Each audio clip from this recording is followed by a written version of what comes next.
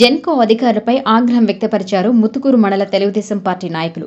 భూ నిర్వాసితులకు జరుగుతున్న అన్యాయాన్ని ప్రశ్నిస్తూ ఆందోళనకు దిగారు. సీఈని కలిసేందుకు తెలుగుదేశం పార్టీ నాయకులు జెన్కో వద్దకు వెళ్లగా పోలీసులు అడ్డుకున్నారు. దీంతో పోలీసులకు నేతలకు మధ్య స్వల్ప వాగ్వాదం నడిచింది. పోలీసుల ఆంక్షలను పట్టించుకోని నాయకులు గేటును తీసుకుంటూ లోపలికి వెళ్లారు. వారిని నిలువరించే ప్రయత్నం చేసిన పోలీసులు చేష్టుడిగారు. దీంతో సీఈ కార్యాలయం వద్ద ఉద్రిక్త వాతావరణం నెలకొంది. ముత్తుకూరు మండలంలో పోర్టు ఆధారంగా ఏర్పడిన చాలా ప్రాజెక్టులకు సంబంధించి స్థానికులు భూములను కట్టబెట్టారు. నిర్వాసితులకు ప్రయోజనం చేకూరేలా గతంలో ఒప్పందాలు కూడా జరిగాయి.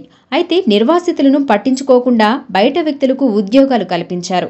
దీనిపై సంబంధిత పరిశ్రమల అధికారులు కూడా స్పందించకపోవడంతో నేడు తెలుగుదేశం పార్టీ ఆధ్వర్యంలో ఆందోళనకు దిగారు. భూ నిర్వాసితులకు ఇచ్చిన హామీలను నిలబెట్టుకోవాలని, స్థానికులకే ఉద్యోగాలు కల్పించాలంటూ జెన్కో పౌర్ ప్రాజెక్టు వద్ద వారు ఆందోళనకు దిగారు.